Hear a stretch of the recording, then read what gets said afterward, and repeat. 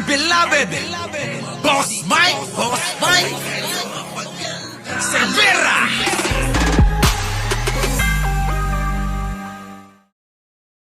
Magandang umaga, magandang hapon at magandang gabi sa amandako ng mundo, naroon kayo. Siyempre, magandang buhay na rin para sa ating lahat. Eto na nga. Oo, shout out muna sa inyong lahat. Okay, Sa pasok. kapwa mga taga-Laguna, base sa investigasyon, Hmm, ayan na. nahuli raw sa aktong nagtatalik ang dalawang magkalaguyong pulis sa parking lot ng mall. Kaya dito na Hindi pa nag-hotel. Kita nyo mukhang nagtitipid sila sa kotse-kotse na lang. Siyempre, alam nyo, kapag kayo ay public servant, mga kababayan, dapat pinapakita nyo kayo dapat na tinutularan ng ating mga kababayan, lalong-lalo na sila grabe talaga tong mga gutom daw, sabi ni Lala. Pasok! nagkaroon ng habulan, ng Hmm. abutan. Nagtangkapan tumakas ang nangangaliwan lalaki. Pero binaril siya sa hita at balikat ng kanyang mismong asawa. Isinugod siya sa ospital. Hala! Yan ang problema pagka naman nag-asawa ka ng marunong bumaril. Ay, naku. Tandaan nyo mga boss. Sa lahat ng mga bagong dating tandaan nyo, huwag kayong mag-aasawa ng mga marunong bumaril. Oo. Alam niyo yung iba kapag inaabot na kasi ng kung saan-saan na lang Wag gano'n. O yan, tignan nyo. Maging aral sa inyo 'to, Habang tumakas naman ang kanyang kalaguyo, sakay ng SUV papuntang Batangas. Nako, Matagal na raw iniwan. may kutob ang mga nagrereklamo sa relasyon ng dalawa. Sa lugar na ito, nadulong bahagi ng parking lot ng isang mall na tagpuan ng SUV kung saan daw nagtatalik yung dalawang pulis. Na-trace na mga Ala, katingting nga Auntie Aldaw. Nasa gitna ng parke. Yung sasakyan, siyempre yuyug-yug yun. 'Di ba? Depende yun, Boss Mike, kung gaano kalakas.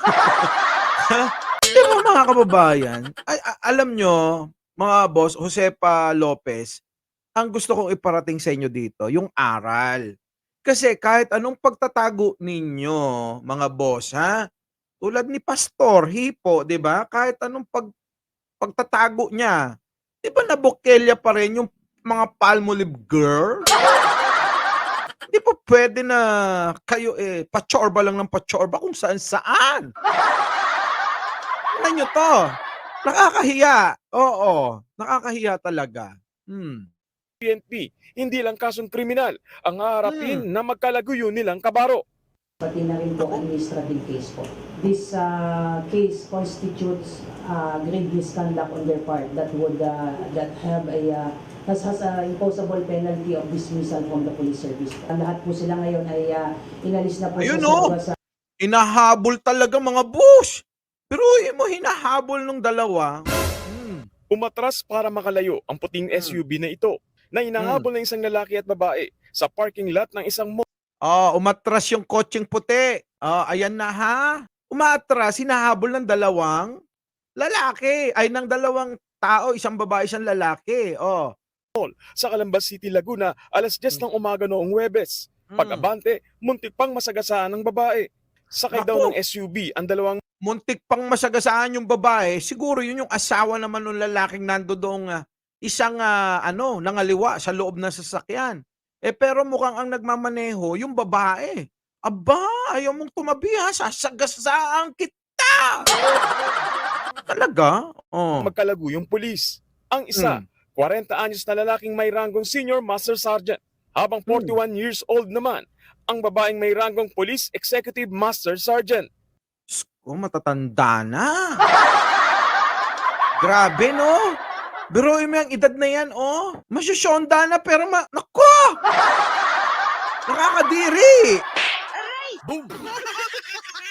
Yung babae, 41 na, malandi pa rin.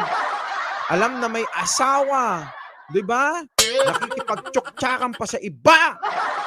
Bullshit! Nakakainis lang, mga kababayan. Eto, payo lang. Kung gusto niyong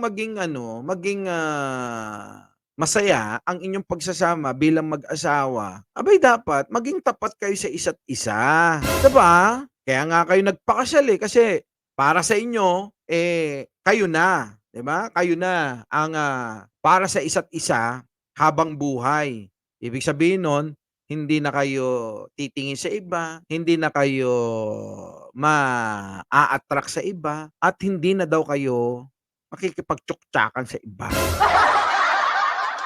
Ngayon mga kababayan, kung hindi na kayo nagiging masaya sa inyong, mga partner, asawa, pinakasalan, mga kababayan, abay madali lang naman 'yan. Total naman, meron na tayong malapit na daw o ayos na yata yung divorce law, pinadali na lang ang, paghihiwalay ng malamig na daw yung pagsasama, 'di ba? Bakit hindi kayo maghiwalay ng legal? Ang mga humahabol sa kanila, mga asawa nila na pulis din.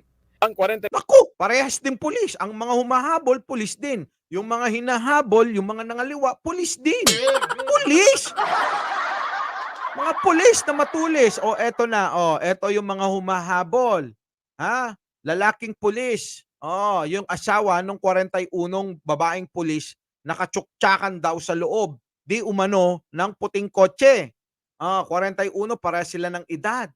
Eto namang babaeng pulis, 39, medyo bata-bata. 39, pulis din. Anak ng pati. Sukat kailanganan. Diba? Dapat nagsukat dalanganan. Mysterious, Seddi, Jojo Cristobal, Anthony Rakamura, ang dami bago. Yayaning, Pekembo, nandiyan na rin. Nangyari na din sa akin yan, Boss Mike, nahuli ako ng pulis.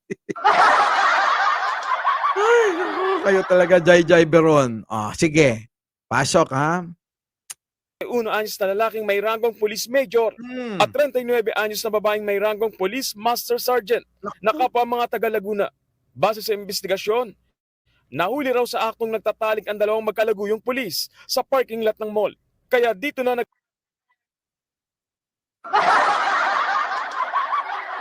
Sa parking lot ng mall? Marami talagang nangyayaring ganyan. Oo, hindi ko alam kung bakit. Di pwede. Ako, hindi. Pag may ganon, ay wala na. Ayawan na agad. Pass, ganon. Oo. Pag ako, wala na. Oo, kasi alam nyo, mauulit at mauulit yan, sabi nung lolo ko. Sabi ng lolo ko, pagka nagkasala sa'yo, ang magiging asawa mo, jowa mo, wag mo lang, hiwalayan mo agad. Ganon. Di ba?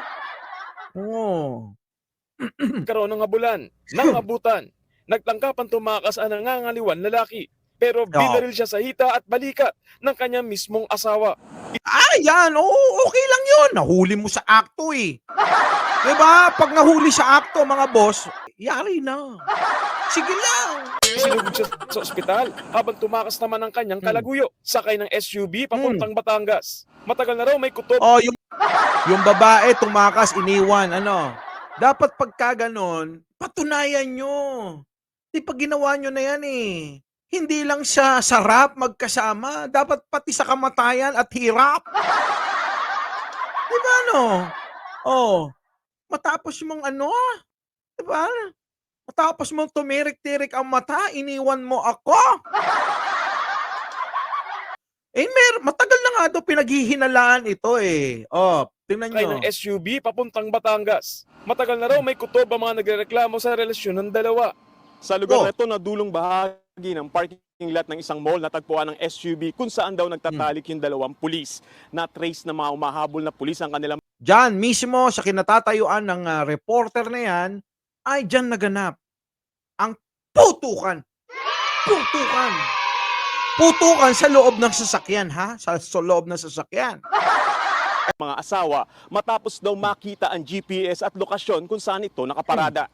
Sinampanan ng adultery at concubinage ang magkalaguyong pulis. Tumangging magbigay ng pahayag ang hepe ng Calamba Police, mga gwardya ng mall at mga nakakita sa insidente habang patuloy ang investigasyon at paghahanap sa nakatakas na pulis. Ayon sa PNP, Ay, tumakas. Ayun na, okay na. Tumakas na. Leonora Brown. Shout out sa mga kaibigan po. Hindi lahat hindi lahat ng mga pulis parehas ni Sir at ni Madam. Na mga kaliwete. Oo, ha? So, 4 silang pulis ay sibak na sa serbisyo. Ay, hindi naman siguro. Ano naman kasalanan nung 2? Hindi naman nakipagpalitan. Diba? Mike Sherbera po, laging nagsasabi, Gina Inglet, mahalin natin ang ating kapwa, ipagdasal natin lagi ang ating bansa. Magandang umaga, magandang hapon, at magandang gabi sa mandako ng mundo. Naroon kayo. Siyempre, magandang buhay na rin para sa ating lahat. Our beloved Boss Mike, Boss Mike.